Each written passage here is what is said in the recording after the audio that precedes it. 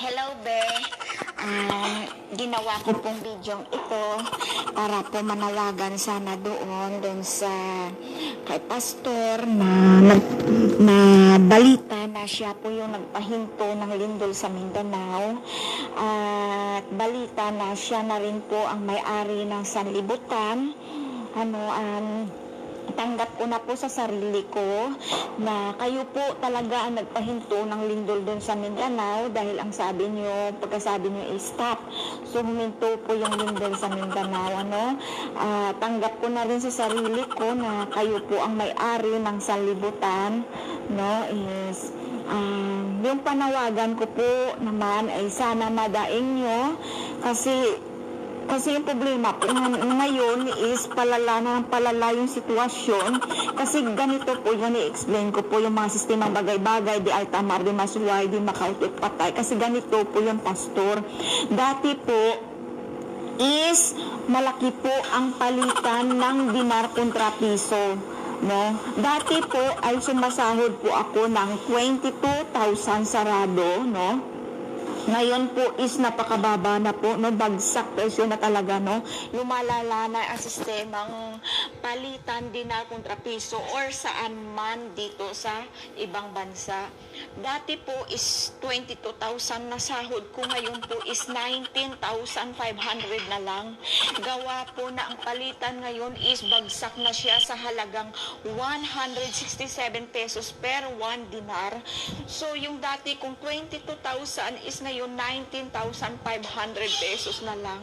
So ang hinanaing ko sa iyo is kung lalapit naman ako, magdadaing naman ako kay Presidente, kay Tatay Didong, is wala po siyang kakayanan, dahil ang kakayanan niya lang is mamuno sa ating bansang Pilipinas, Wala po siyang powers na kagaya nyo, na hindi ko alam kung anong powers meron kayo.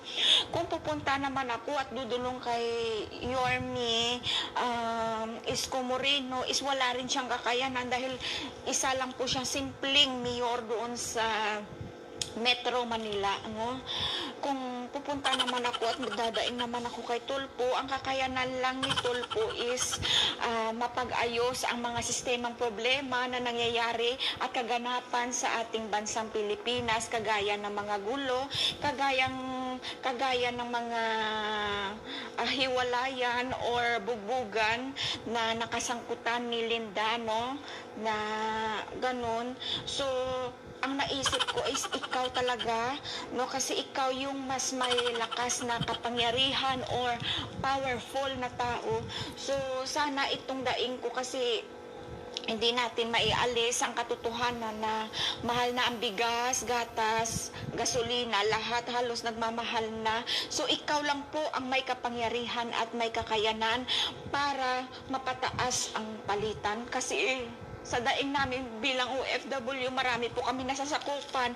Hingi si Juan, si Pedro, si Poncio Pilato, pati si Judas, pati si Satanas humihingi na rin, ng mga butal, So sana kayo ang may kakayanan na mabago ang mga sistemang pangyayari kontra palitan, at sana madulong mo rin yung problema ng mga remittance, kasi yung mga remittance mababa na nga yung palitan ngayon, ang laki pa ng kaltas nila, yung iba dyan maliit na nga na yung pinadala mo, babawasan pa ng insurance, imbis na pambili na ng gamot, binawasan pa nila ng insurance, hindi pa naman mamamatay yung pinadalhan kasi ngunit kabuhi, sa pastor. Sana kung alam kung ikaw ang pinaka-powerful na tao dito sa sanlibutan, may ipis na, malis ka dyan, nabibidyo ako, sana is madaing mo yung aking munting kahilingan. Yun lang po. Kung napahinto nyo po ang lindol sa Mindanao, sana po madaing mo ang aking hinanaing na mapataas naman ang rate ng palitan ng mga dinars, reals, or ano man dyan, euro, or ano man dyan palitang piso, kontra piso. Sana mapataas po para sagana naman ang aming pamasko. Maraming salamat po. Nagalangulam imo hinablos, may 72 tiyo. Ay, pamati, tiyo ya. Daming salamat, syukran.